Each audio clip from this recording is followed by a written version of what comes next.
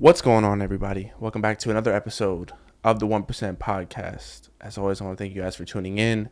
Thank you guys for showing support. And thank you guys for showing love on every single episode. And we are back in the apartment. It's been a while since we've done a solo episode. I'm forever grateful that you guys have even supported me thus far in my journey. And especially as of late, the love that you guys have shown has been unparalleled on my past couple of podcasts. You guys have just shown so much love. You guys have viewed it, you guys have watched it, and even if you didn't stay for the whole thing, it's just the support that matters. And if you're subscribed, if you liked any of the videos, even if you dislike some of the videos, anything matters to me, and I just want to say thank you guys. Another thing as well is that I did not kind of say on any of the recent podcasts, but as of June, we have done this podcast for 2 years. And in terms of audio, it's been way longer that we've done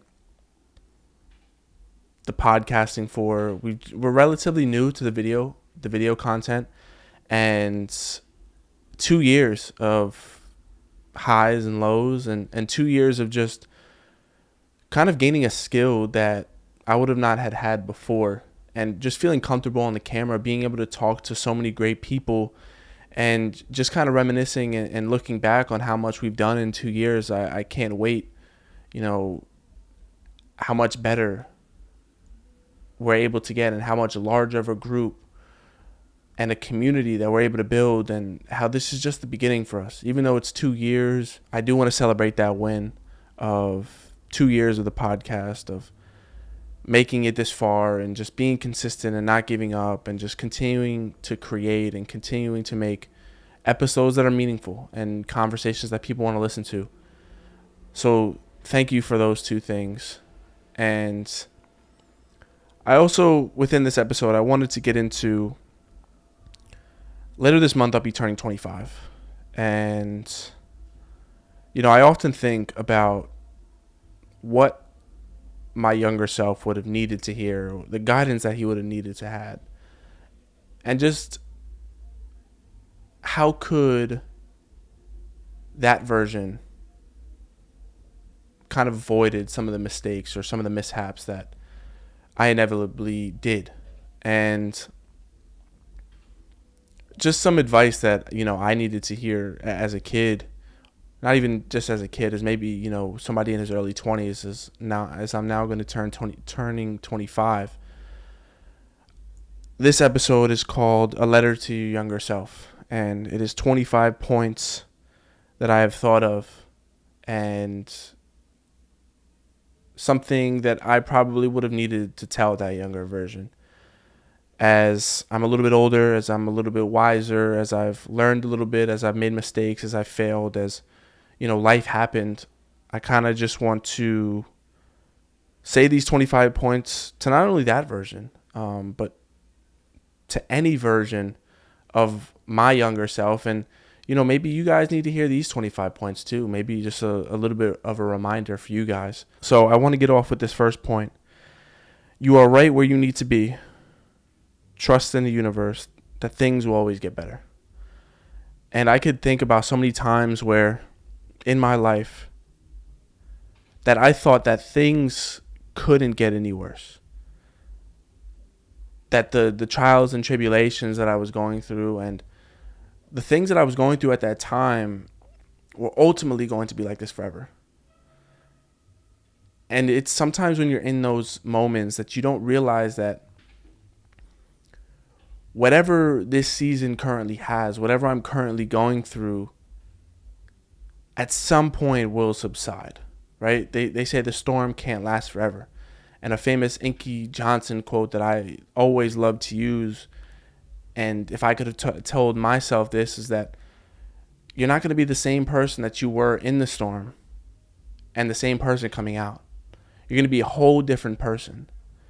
Whether it's loss, whether it's you're going through a period of failing, whether it's you're going through a period of experimentation, whether you're going through a period of self-exploration, whatever it may be, that things won't last forever. And you need to trust that the universe, that God has your back, whatever you may believe in.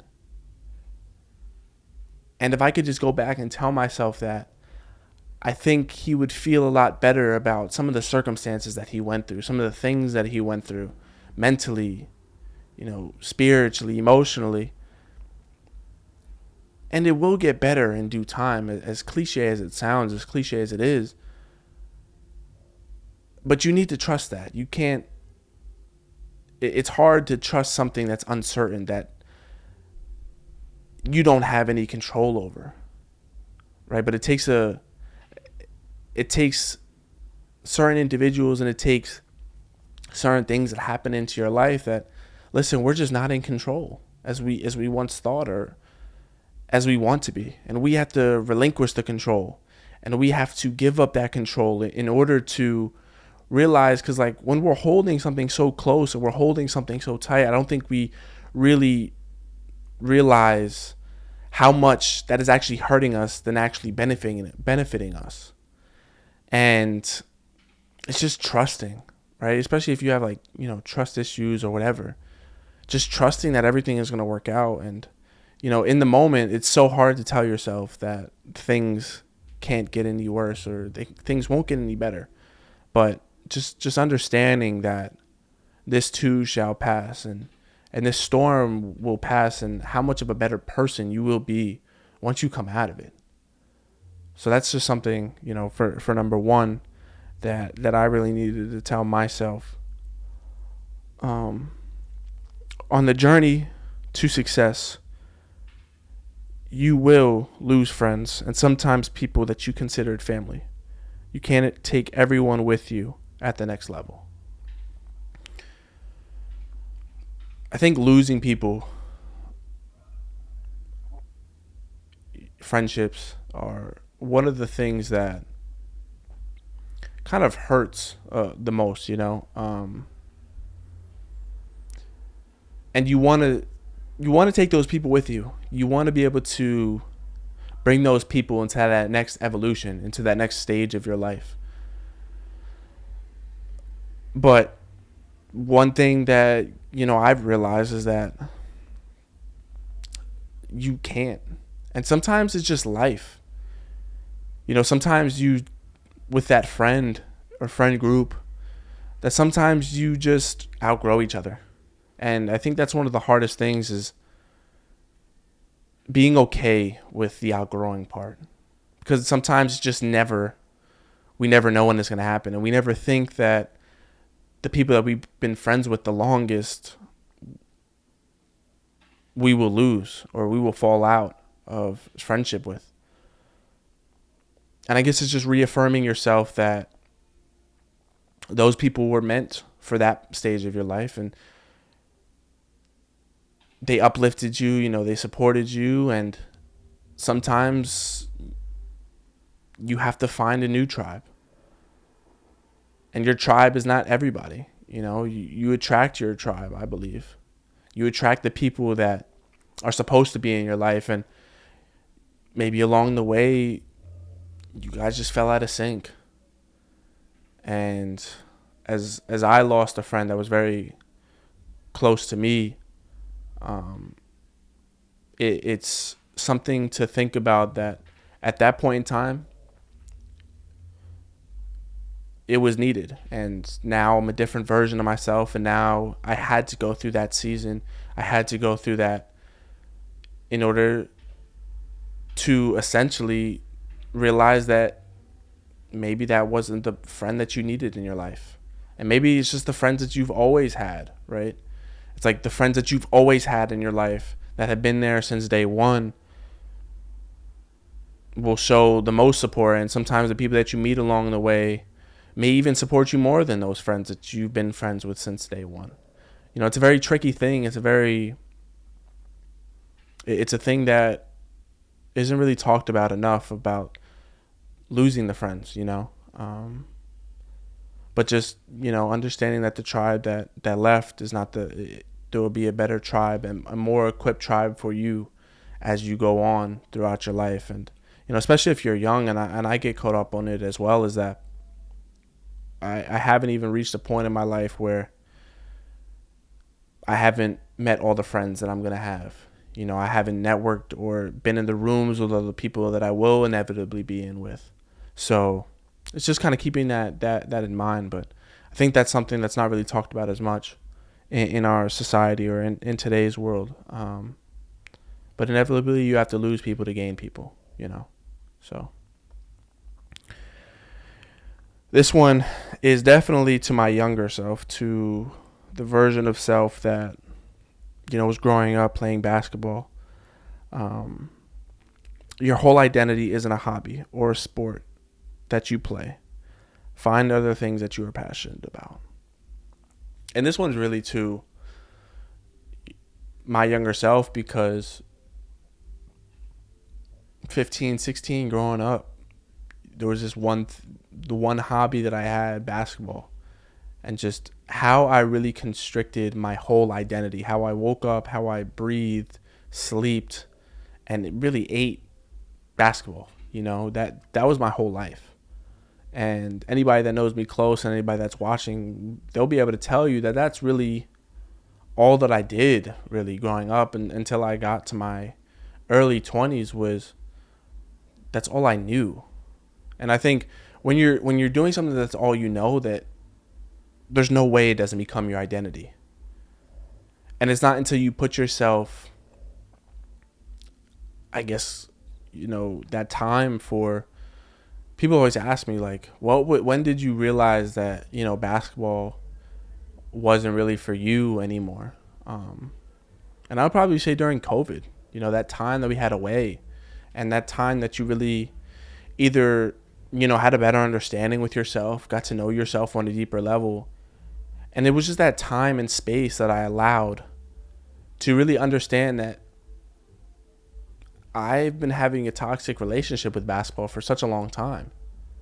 And I think a lot of athletes need to hear that, because they themselves are so caught up in just this one thing, and there's so much more to life than a basketball or a sport. Or go outside and put yourself in uncomfortable situations to get a better understanding about yourself. Be still and silent in meditation, and realize that you are so much more gifted than just dribbling a basketball. And I don't mean that in any, negative term. It's just, you're so much more than a sport. You may have a unique personality. You may have an incredible gift of creativity. You might be a great writer. Like, there's so many things that you could be other than just being this person in sport. And I just think about it right now, like that 15-year-old self, all the way up. I mean, even before that, all the way up to 20 years old, 21 years old. I was so confined in the sport. And I mean, yes, there was a lot of factors that played in a lot of those things, but at the end of the day, it's like basketball got me to the point that I needed to be. And I'm so grateful for the friendships and the people that I met along that way. But at the end of the day, it's like, yes, is there a part that I would not be here without basketball? 100%. Because it shaped my mindset. It's competition at the end of the day in anything that you do. And sport is something that's one of the best things, because you're competing with other people, but some sports you're competing with yourself. And that's how I took it. I was always competing with myself.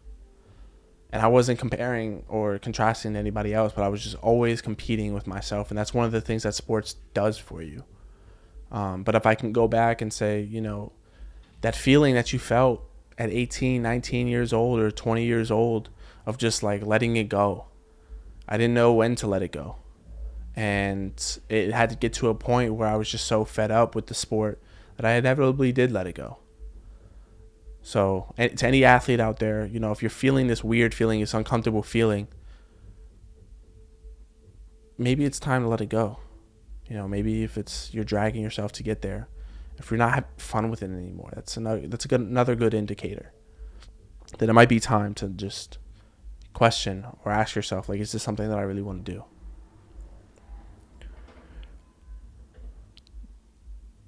Don't just, this is number 4. Hold on. Let me see.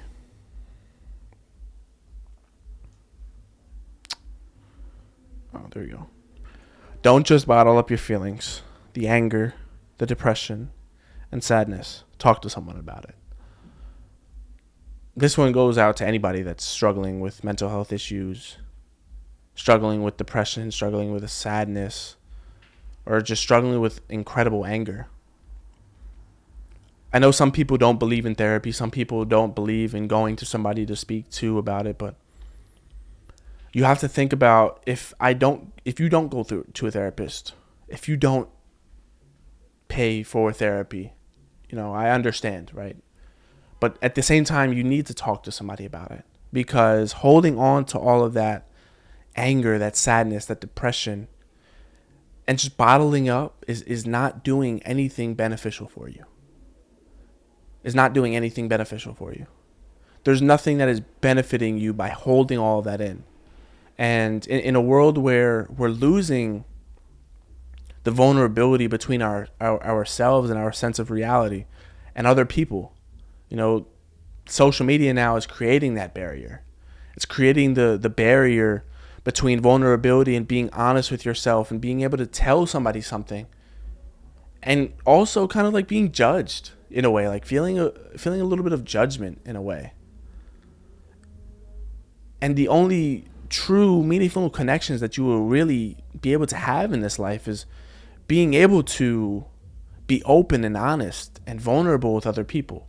Now, I'm not saying that has to be everybody, but if you have a select few, if you have parents, if you have a friend, if you have somebody else that you could tell things to that you're struggling with, then why not? What, you're scared that they're going to judge you, or you're scared that they're going to think about you in a different light or in a different way? I mean, I understand the fear and the anxiety with that. But at the end of the day, is it better? Is that better for you than, bottling it up and holding it all in? And is that better for you? I don't think so. I think it's only going to create worse problems for you. So if you're somebody that's going through something right now, and it is Suicide Prevention Month, talk to somebody about it. If you haven't reached out to somebody in a while that may be going through some stuff, may be going through some things, reach out to them, see how they're doing. And even if they're not going through anything, just reach out to somebody, because a smile is so deceiving nowadays, right? Everybody's smiling. Everybody is smiling. But it's peeling back that smile that you realize that there's a lot of people going through things. Everybody is going through this whole life the same, in a sense. This is our only life that we're living, and we don't know how to handle it. We don't know how to manage it. So reach out to the people that even have smile on their faces, because behind closed doors, those may be some people that are dealing, and we may not know it. Some of the greatest people in this world that harmed themselves, Robin Williams was a great example of that. Somebody that was smiling all the time and always giving advice, or just always being a light. And then one day, rest in peace. So reach out to the people if you haven't already. Because this is a month, and not even just in this month, but any month, that we should be reaching out. We should be talking to. We should be seeing how they're doing. Because you never know.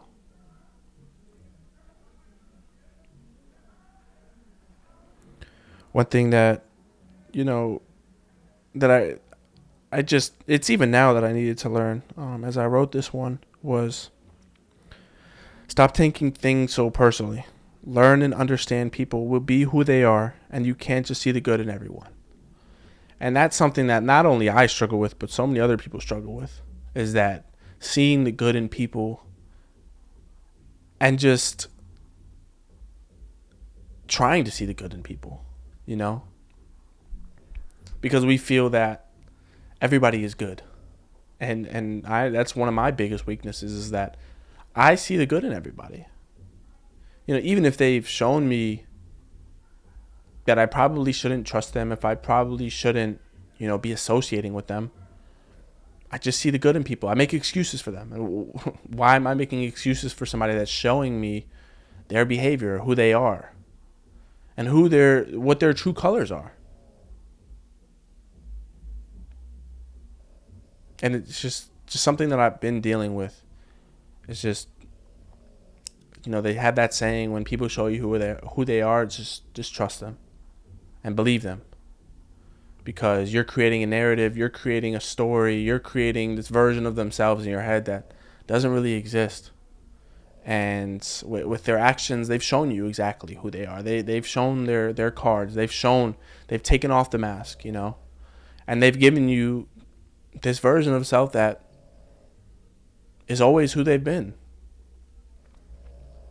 So to anybody out there that, you know, sees the good in people, I understand it, and I can empathize with you, because I am the same.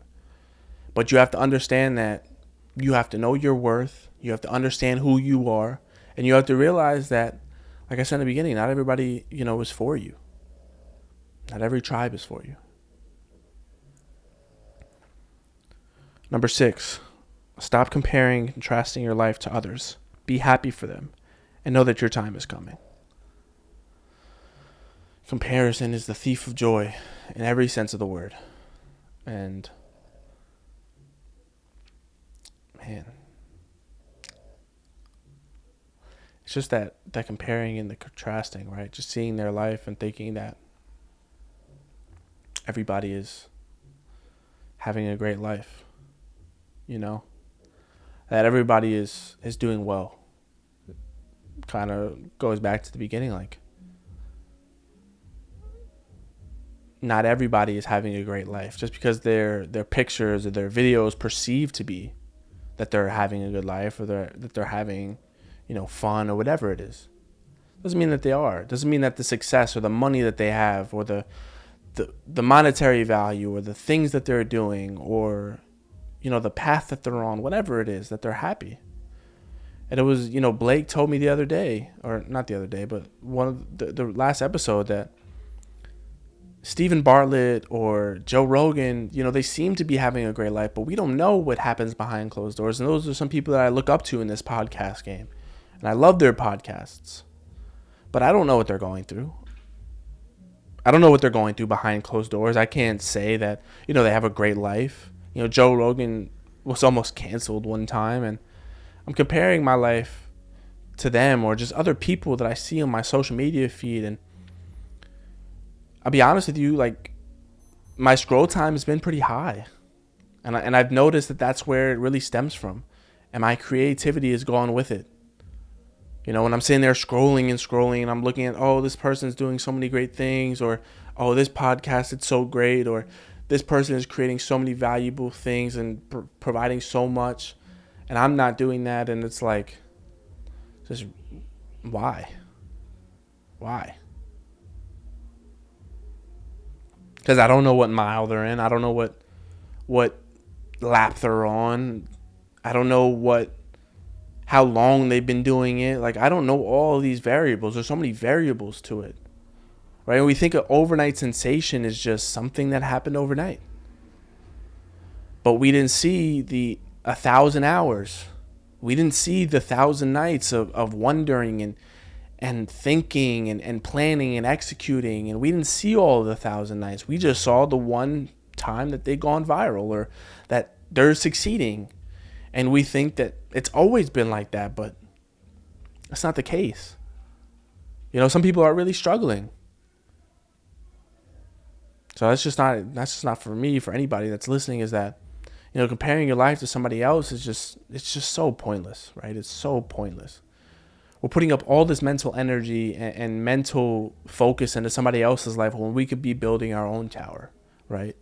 But at the same time, be happy for those that are succeeding or doing well, because that could be you. And there's one quote that that I've seen, but I don't remember his name. But he was on a podcast and he was talking about like, if other people are succeeding that are around you, like God is in your neighborhood. God's knocking on everybody else's door, and he's soon to come to your door. He's soon to open up that door and present you that opportunity and present you with the things that you've wanted for yourself. Could be one door away. Could be one door away, and you just never know.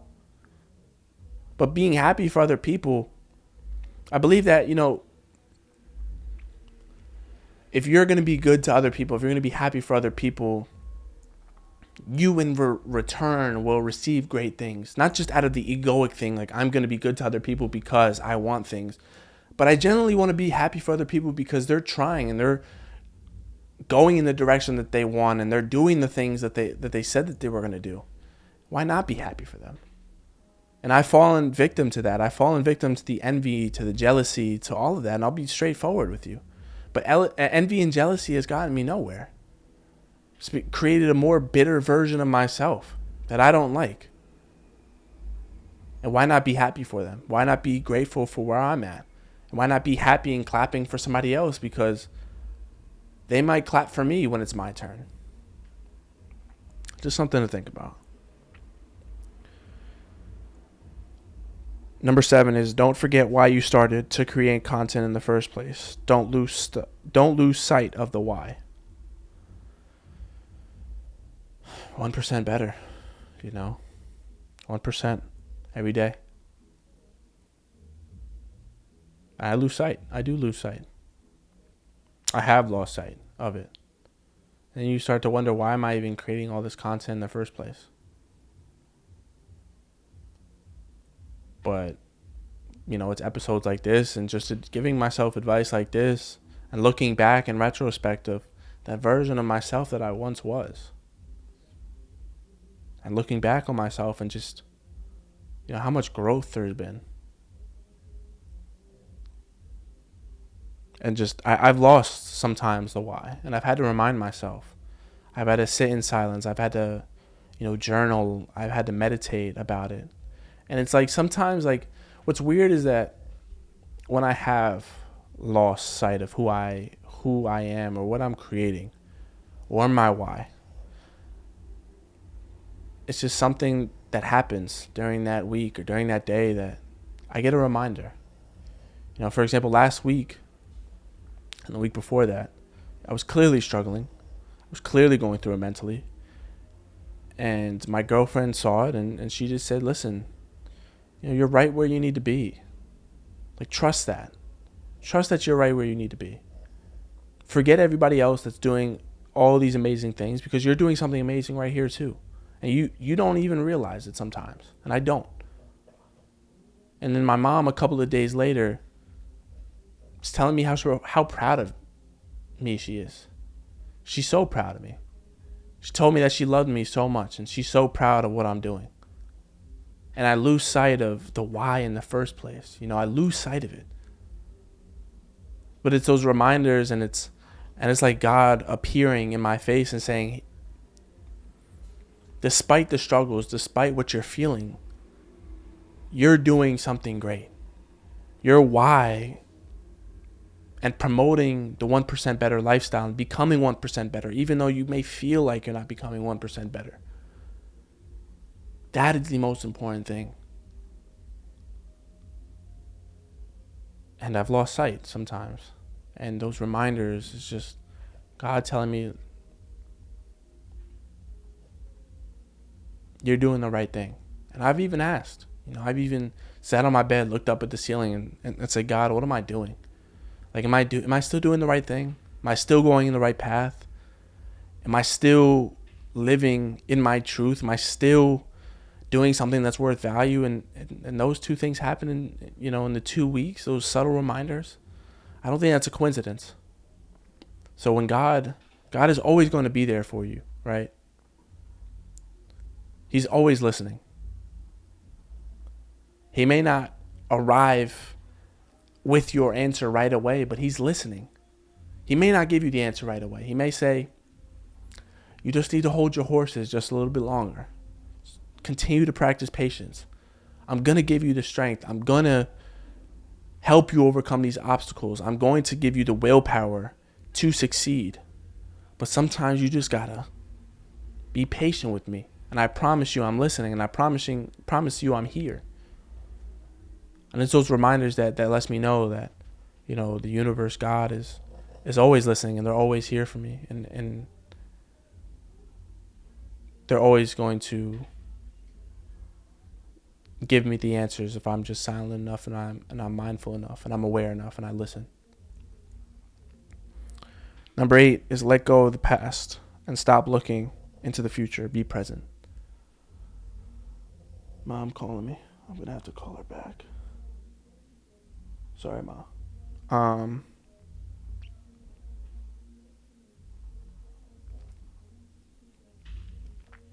I realized, in my journey of this life, I look to the past so much because so many things have happened. Nothing incredibly difficult, thankfully. But I look to the past a lot. I try to create up scenarios on why things happened. I just look to the past for whatever reason, and then I ask myself, why are some days am I depressed? Right? I ask myself, why are some days I don't feel like me? Why are some days that I feel, like not doing anything? And I mean, that's fine too, right? Like, feeling not yourself is okay, 100%. But what is looking into the past doing for me?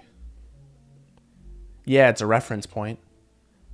Yeah, I can look into the past in terms of the negative things in my life, and I can romanticize about it, or I can look back at it and I can see, certain things or piece of certain story. But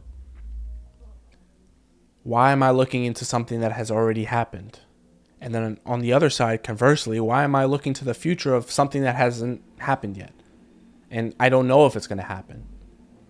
Because like when you're looking into the future, you're thinking about something and you're trying to plot something, you're trying to plan something that may not go according to plan, and it may not turn out that way. So why do we do these things? We're so caught up on the future, we're so caught up on the past, and I think the reason is because we just don't want to be here in the now. The now is so scary for us. We don't know what tomorrow will bring. We know what the past brought. We know what yesterday brought. We don't know what today brings. Something unexpected can happen. Something uncertain can happen. Your dreams and everything that you want could happen today. But you're thinking about a year from now, 2 years from now, 3 years from now, which is good because you can bet against that version. You could compete against that version of yourself, and that's great. But being anxious about something that hasn't happened yet, or being anxious about something that might happen in the future, as I've talked about it a lot, is pointless, right? You're just robbing yourself of happiness right now. You're robbing yourself the joy of right now by looking into the future and looking into the past. And even as uncertain as it is in this moment, man, that's all we got. Don't be afraid of doing the hard things, of being uncomfortable. This is where you find your growth, or the most growth. I mean, it's pretty self-explanatory, right? When we do the uncomfortable things, when we do the hard things. And I've been watching Andrew Huberman as of late, and he says that once you do hard things, right, there's neurons in your brain that start to react, and it starts to create new neural activities, or it starts to create new neurotransmitters in your brain once you do something hard. Once there's something that you don't want to do, and I mean, I could be butchering this, but I'm just letting you know from what I've heard from Andrew Huberman and so many podcasts that I've watched. When you do hard things, there is neural activity that is going on, and you are creating new neurons. So if I didn't want to do a 4-mile run, and I did it anyways, I'm creating new neurotransmitters and new neurons in my brain just by running 4 miles. Just by doing that hard thing and that uncomfortable thing, I am creating new neural activity in my brain. I'm overcoming something that's hard. I'm overcoming a challenge. And conversely, another thing that Andrew Huberman said is that once you stop, stress is good for our body, right? To a certain extent, right? Once we are overcoming stressful things, once we are doing stressful things and overcome them and achieve the other side, our nervous system is at baseline. And once we stop doing those things, and once we're back in a stressful environment, or once we stop doing the stressful things, do we ever notice our body starts to get sick? I mean, I can speak for myself at least. Once I stop doing the hard things, my body starts to get sick, or I start to get sick. And I don't think that's a coincidence, So just doing the hard things is not even just for your health, but just doing the hard things for your mental. Because once you accomplish that hard thing, once you overcome that hard thing, it's like, what else can I achieve? What else can I do? What else can I overcome? By doing this hard thing, by doing this uncomfortable thing, by doing the thing that I don't want to do, I'm inevitably creating a better version of myself. Let me go on Instagram Live. Kobe, what are you doing? What is Kobe doing? Okay. Let's see. Sorry for the wait. We are going live. We'll see if anybody joins. I'll probably take this out.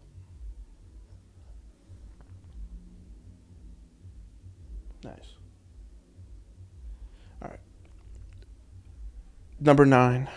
Oh no, that already is number 9. When you start to succeed and you start to see progress, don't question it, because you deserve this. You deserve everything that you are working hard for.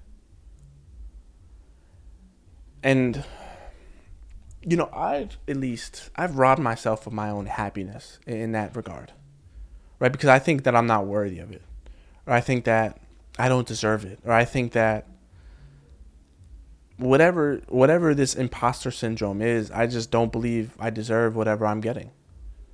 I don't at times feel like I deserve the things that I've accomplished. And for what? Like, is it imposter syndrome? Is it something deeper than that? I don't know. But I'm robbing myself of my own happiness when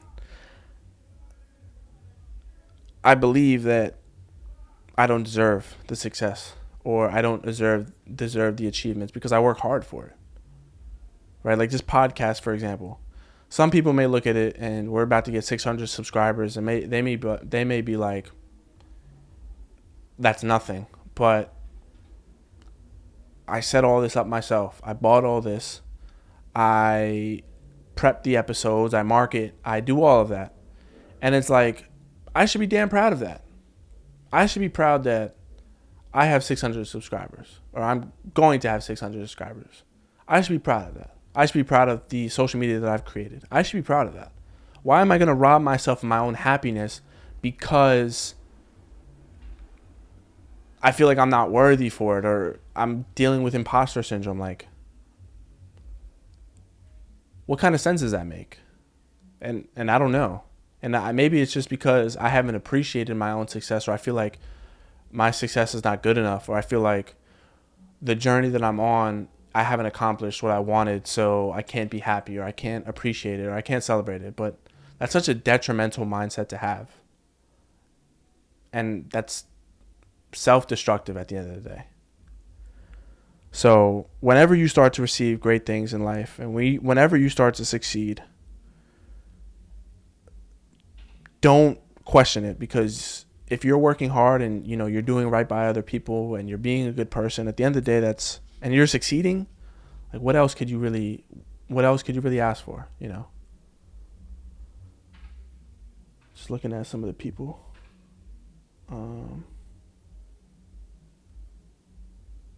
Whatchamacallit? Number 11 is Wait, let me just see. Can you guys hear? Are you guys able to hear? If you're not able to hear, let me know. Hey, where's in the cut back? Um, your mental health is more important than working all the time. Remember to take breaks. How many of us can relate to this feeling of that we need to be working all the time? We need to be doing this, and we can't take our mind off of what we're doing, or we can't take our mind off of achieving that goal or doing that thing. It's like our mind is consumed in the work. Our mind is consumed in this never-ending cycle of trying to achieve said goal. And in that, you start to create burnout, right? And in that, you start to create this downward spiral. And some of your best work can't be created if that's all you're consumed by, right? It's like when you're painting a picture and you're so close to it. How can you be able to see the finer details, or how can you be able to see this beautiful portrait if you're so close to it? And number two, how can you even, how is that even, how is it even possible to just, it's not. I mean, it really isn't. It really isn't.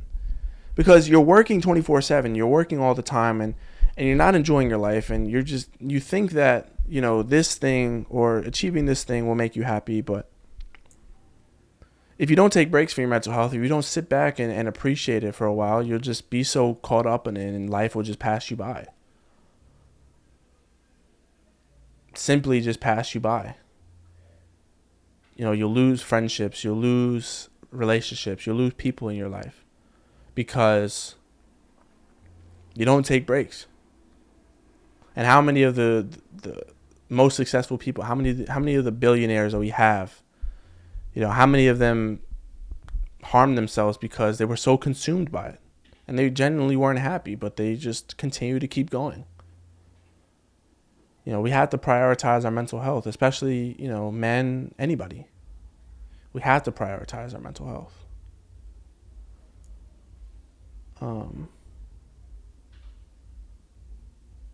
So with that being said, move on to the next one. You have all the necessities to be happy right now. The quote unquote happy when or once I get there attitude is just an illusion, and it doesn't exist. And I've thought that so often. My personal life and my work life and basketball and all of this, that I thought that, I'll be happy when, or once I do it, or once I achieve it. I thought that so much. But it's like, you have all the necessities to be happy right now. You have every tool and everything at your disposal right now. I wish this mic could just stop moving. You have all the tools and all the necessities to be happy right now. But the thing is that you're robbing yourself of your happiness because you believe that you'll be happy during this time or during that time.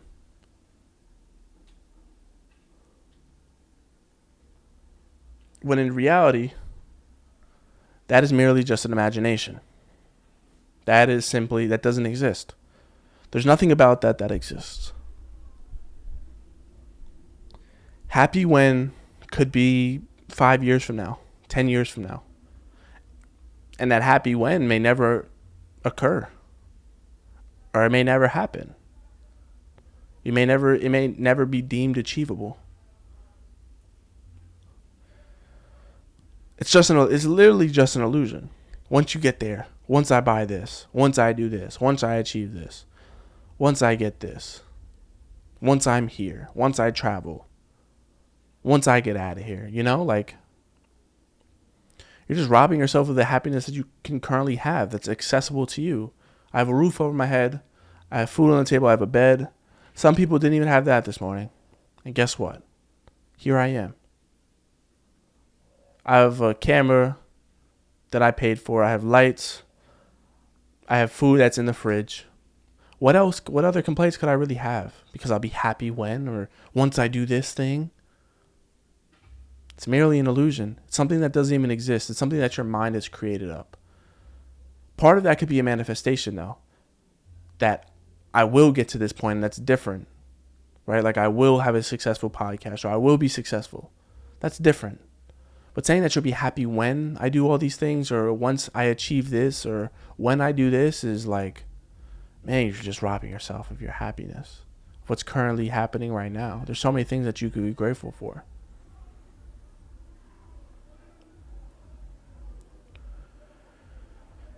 Number 13 is you won't be understood by everyone. People will call you weird. They'll call you corny and they will say all these things and they will tell you that you won't achieve the things in your life. Don't listen to them. Listen to yourself.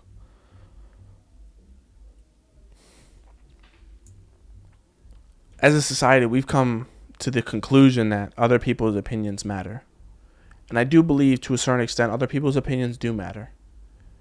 But I think if you're thinking about what other people are thinking about you, about what you're thinking about creating,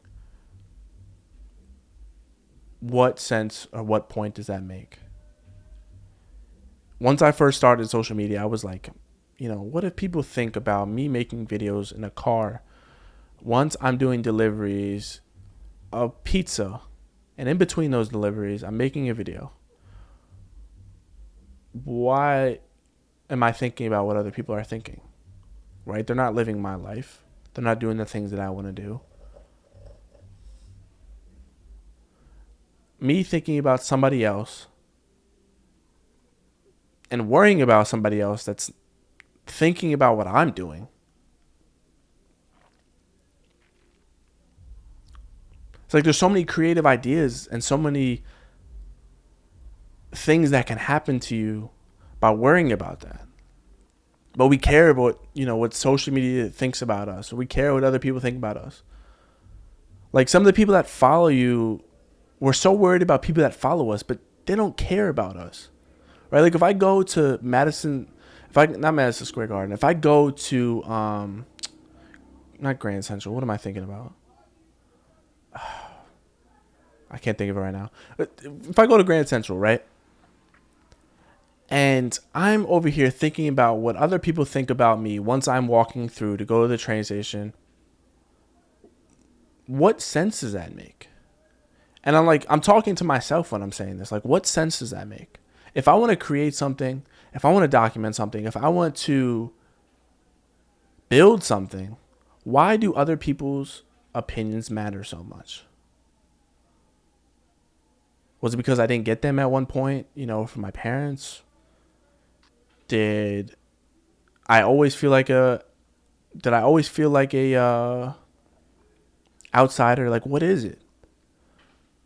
Because you're thinking about what 1,000, 2,000 people think about you, but they don't even care that much. Like the people at Grand Central don't care because they're just walking to their train or they're doing their own thing. They don't care about what you're doing.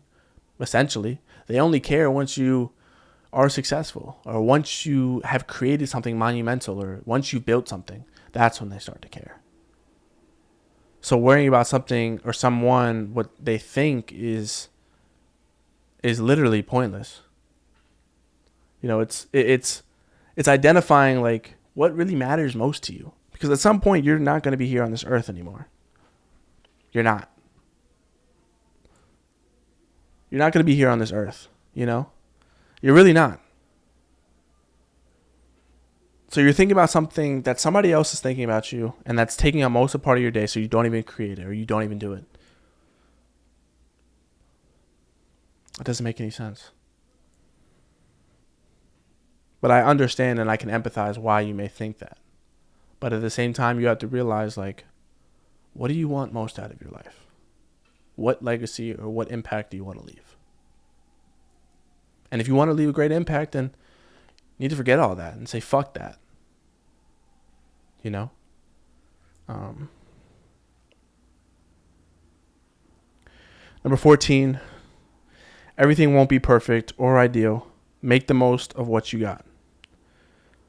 And I mean, this is a great example, right? Like,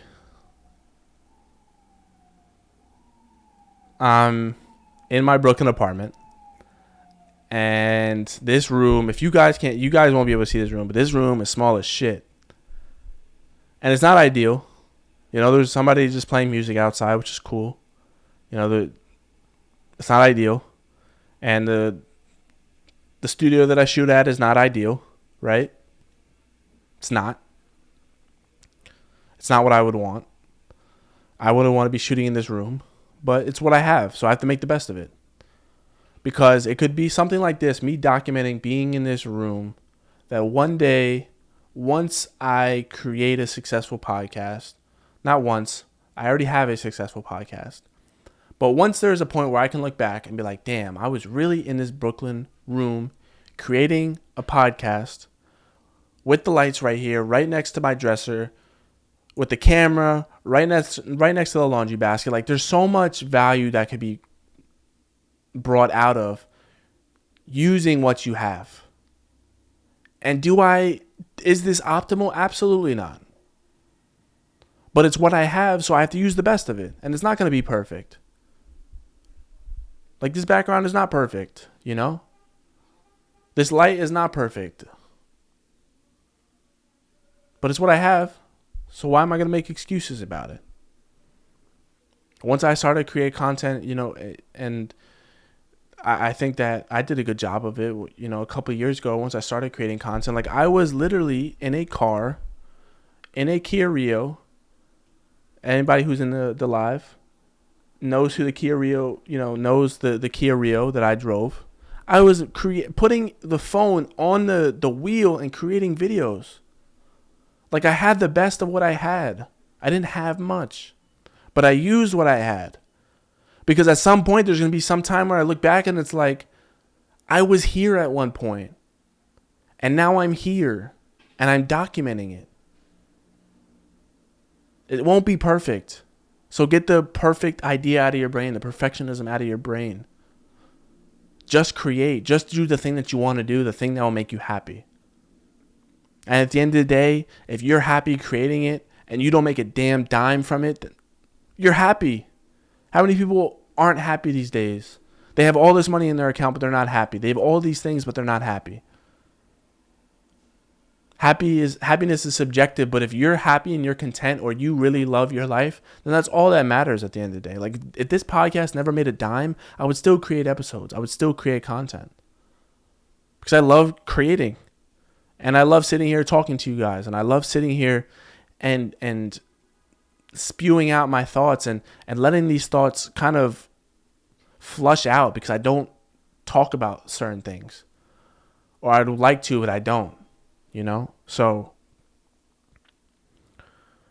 get the perfectionism out of your brain. Number 15 is something that I'm still currently working on, and I haven't, overcame it, but it's identify the bad habits in your life and change them sooner than later. They will hold you back from reaching your full potential. And the habits could literally be like, when I'm thinking about habits, it could be you wake up late. You have bad eating habits. And those are some things that sometimes I still do. So I'll be frank and I'll be honest with you guys. That's something that I still do sometimes. I'm not the best morning person. And I don't eat sometimes the best because I like to enjoy the food that I like or that I love. But I'm talking about habits in terms of like communication, in terms of like seeing what you saw grow when you were growing up, and if you're in a relationship or you're trying to be in a relationship, identifying the patterns or the bad habits that you have and really, really work on them and really, really identify what those are. Or if you were in a relationship, look at what you have currently done in those relationships and your behavior and the habits that you had, and really sit there and identify them, write them down. And then you'll be able to pinpoint the things that you may need to work on. Oh, my communication sucks. Oh, I'm really bad at holding space for other people. I'm a good listener, but I don't actively listen, And that's something that I'm always working on. I'm always trying to let go of those bad habits. Obviously, with that being said, we're not perfect people, but The things that are tangible that you can change them. You know, in Atomic Habits, it talks about writing down all of your bad habits. If you wake up in the morning and you check your phone the first thing, that's not a good habit. If you're scrolling late at night and preventing you from going to sleep, that's not a good habit. If you don't drink water throughout the day, that's not a good habit. If you don't eat clean at least once in the day, that's not a good habit. So it's identifying and looking at what habits are going to be detrimental to this person that I want to become. And would this person that is doing these habits, would they reach their full potential? Like if you want to be a millionaire, would spending money every day really be beneficial for that person that wants to become a millionaire? I don't think so. If somebody who, for myself included, if I'm creating a podcast, right, and I don't drop an episode once every other week, once a week, how am I going to have a successful podcast? Doesn't make sense.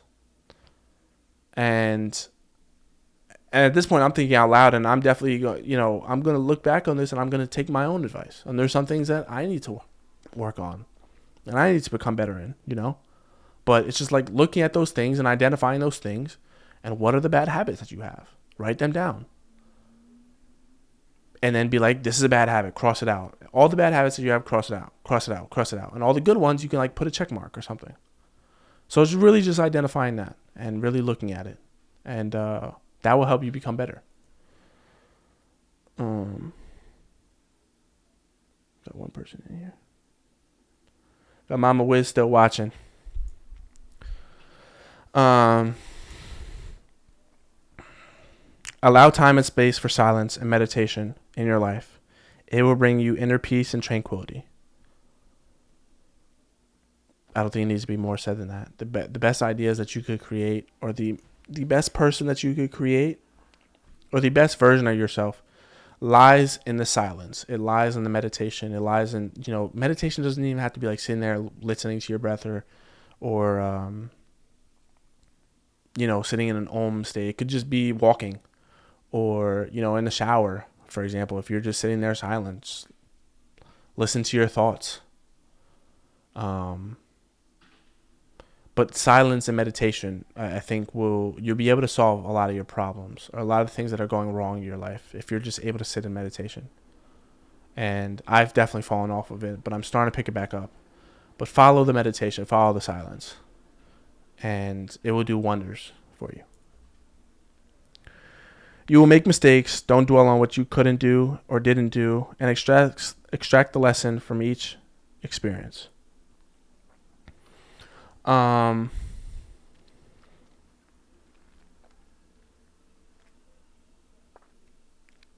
all goes into the past, right?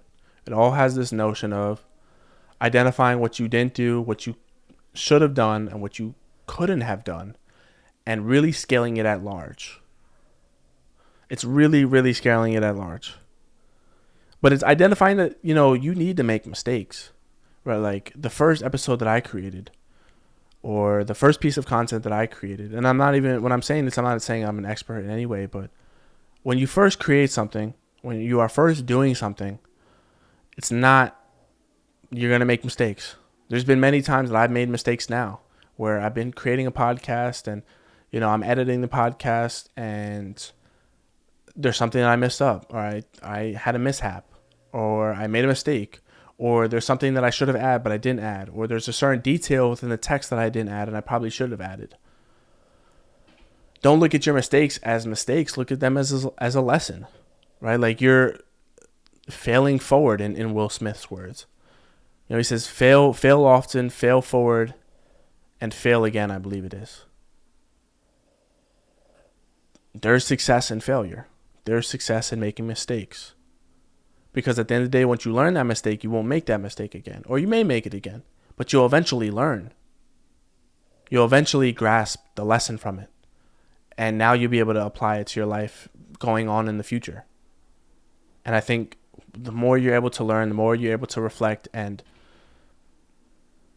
change those mistakes and refine those mistakes, the better off you'll be. So that's one thing that I definitely want to I definitely want to incorporate into my life. Is just understanding that those mistakes that I have, um, inevitably aren't who I am, and they don't matter in the grand scheme of things, because at the end of the day, I'm just learning. I'm learning a lesson, right? Number 18, we're getting close to the end. It's been about an hour. Hopefully you guys are watching this thing the whole way, but if not, this is for my mental peace and my solitude. So if you are watching this far, thank you.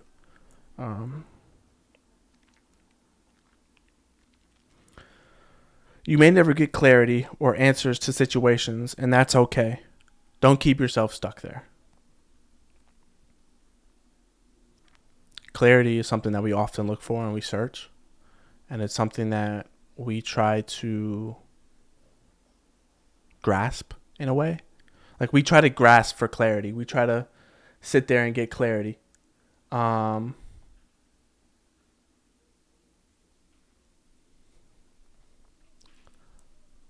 it's like you're searching for clarity. You're searching for this truth. But sometimes the truth is just creating the own narrative. It's creating the narrative that you have. Well, not even creating the narrative that you have, but the narrative that you want to have. Right? Because you might not get those answers. You have to be okay with that. Like, you might have to be okay with not knowing certain truths or why certain things happened. And that's okay. Because you can create your own narrative. You can create your own story. You can create your own ending. And that's perfectly fine too. Creating your own ending, creating the narrative that you want to have. I don't see any problem with that. Put yourself... Oh, wait. Hold on. Man. I have this new Remarkable. I don't know if you guys have seen this before, but it's not an endorsement. It's not an advertisement, but I definitely think this is definitely something you should get if you like writing notes. Number 19 is put yourself in other people's shoes and look at it from their perspective. You aren't always right. Drop your ego and practice compassion and empathy. Trying to be right is such a dangerous game all the time. There are a lot of times where I'm trying to be right, or a lot of times where I'm trying to be like hard-headed in that regard. I think that sometimes I believe I'm not always, but there's a lot of times I believe that I'm right. Or a lot of times that I believe that, I don't take responsibility for certain things. I don't take accountability for certain things. And it's in those moments that I realize that that's just my ego talking, right? It's my ego. It's the alternate version of myself. That's the alternate person. My ego just wants to be right. It wants to be right for whatever reason. And I fail to put myself in other people's shoes sometimes. But it's like you have to look at it from that point of view. I have to put myself in other people's shoes. And I have to understand where they're coming from. And I have to understand that I'm not always right. And it's hard sometimes because when you believe you're always right, But you can't operate in the ego. Like the highest version of yourself can't operate in the ego. It can't operate in the ego.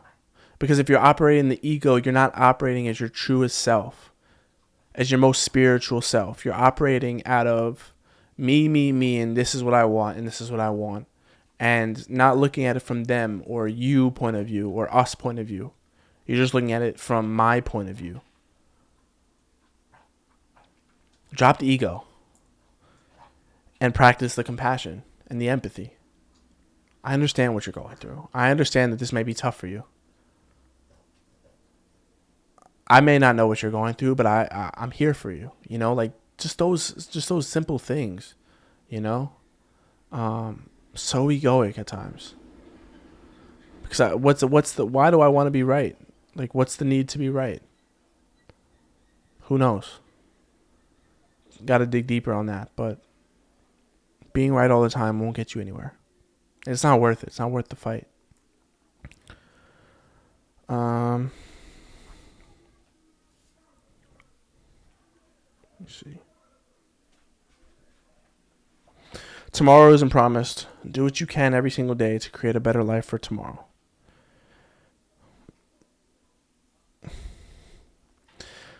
We're thinking about the future. We're thinking about what can happen or what's going to happen. And we forget to live that if we just live the most for today, inevitably we will create a better tomorrow. Because it's not promised, right? Nothing about tomorrow is promised. You may not wake up tomorrow. You may not. So many things that can happen tomorrow. But if you wake up every day and give it 100%, if you do everything that you can within this day, then inevitably you will create a better version of yourself for tomorrow. You will create a better version of yourself that will be happy and proud. And I think the more that you stack up days on being proud of yourself and being happy with what you're doing, and it's like we take this life for granted, because it's not until something detrimental happens to us, it's not something until life-threatening that happens to us that we start to appreciate life. How weird is that? Till somebody in our family passes away, till somebody that we know passes away, till something that happens to us whatever it is. Like, we wait until those things, and then we start to appreciate life. But in order to have a better life for tomorrow, you need to create a better today. You need to do what you can today to inevitably create that better version of yourself for tomorrow. Continue to be who you are. Oh, this is number 21. Continue to be who you are authentically and continue to operate out of love. I posted a clip I don't know how long ago was it, but it was, I think, one of the biggest flexes, and I'll say it again, but one of the biggest flexes is that life could have deterred you off a different path. Life could have changed you. Life could have brought the worst out of you. But you chose every day. You chose to operate out of love. You chose to not let those experiences define you. You chose to not let that thing deteriorate your mind. You chose to operate out of a space that not many people would operate out of with the things that have happened to you. So don't change who you are in that regard. Continue to operate out of love, because a lot of people need love nowadays. A lot of people are operating out of this negative energy, out of this anger, out of this envy and jealousy, and they're not, operating out of this higher vibrational state of love. Because when you operate out of love, man, there's nothing that can deter you.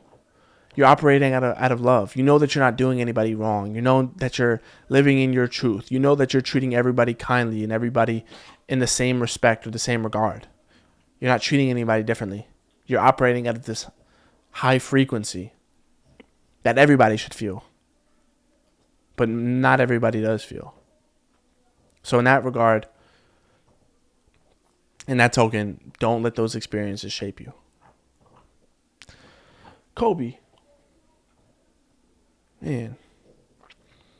Number 22. Stop overthinking and just execute. You will figure things out along the way. Stop overthinking and just execute. You will figure out things along the way. Whatever you're planning to do, whatever you're planning to create, create it. Don't worry about how it will end up. Just simply create it. Don't overthink about planning it. Don't overthink about thinking. Planning is something that I've fallen victim to. Planning and thinking about something is simply just delaying the execution. If you have an idea that you want to execute, just simply execute it. Don't think about how it'll happen. Don't think about thinking about it. Simply just execute it.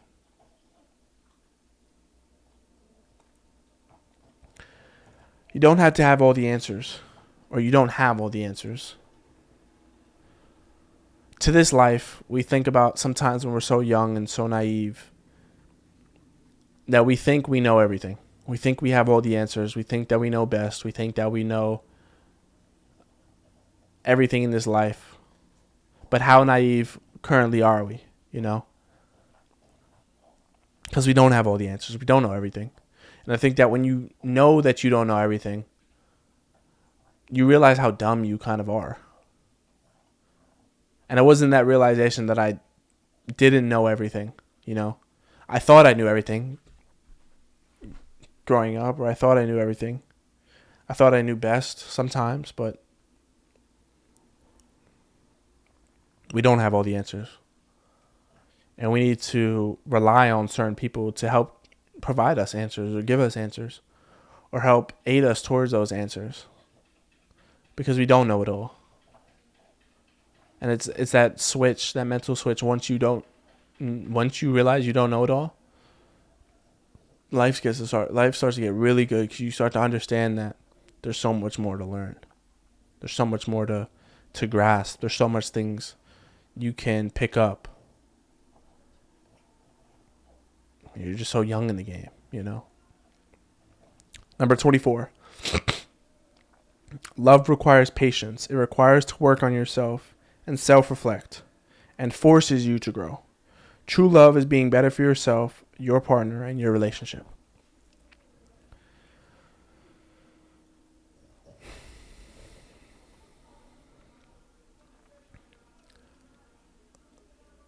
When you feel like, and you tell somebody that I can't change, or this is who I am, you're essentially telling somebody that I don't love you enough that I could change. I don't love you enough to be this version of myself for you, for our relationship, for me, and for the betterment of us.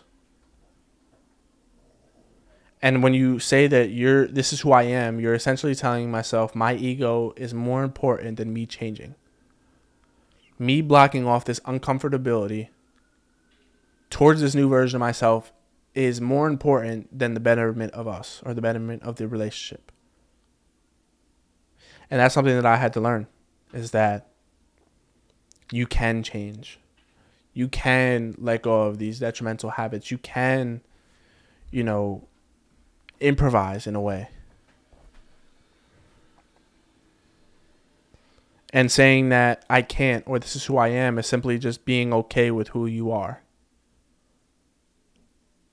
And sometimes that's okay, right? Because there are some things that you are who you are. But on the other hand, if there are tangible things that you can change, then change them for the betterment of the relationship. For you, for them, and for the relationship. Don't operate out of ego.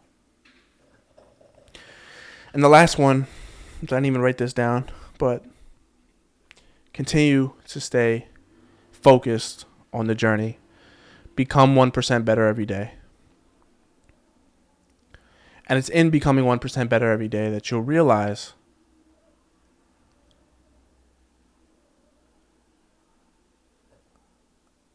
that once you focus on just becoming 1% better every day, and once you focus on putting one foot in front of the other, and once you focusing on your journey and not looking to the right or not looking to the left, that everything will come together. And it's when you least expect it that things will come together. Because if you're looking for it, if you're seeking it, it won't be there. But if you just continue to focus on your journey and focus on your growth and focus on 1% better every day, you'll get there. And this is to myself now. This is to myself in the future. This is to myself in the past. Continue to focus on becoming 1% better every day. Focus on the 24 hours that you have in front of you. And that's kind of something that we've already talked about, but I'm just going to end it at that. Focus on becoming 1% better every day. And when you least expect it, everything will come together. It's about an hour and 15 minutes. It's going to be a long episode. Not sure if you guys are going to be here for the whole thing, but if you have made it this far, if you have watched up until this point, thank you so much. Thank you for everything. Thank you for changing my life. Thank you for understanding, and not even understanding, but thank you for just supporting my work and my unfiltered thoughts or my filtered thoughts.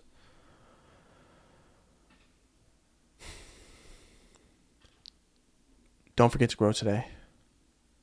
This is the 1% podcast. Thank you guys for listening. I'm out.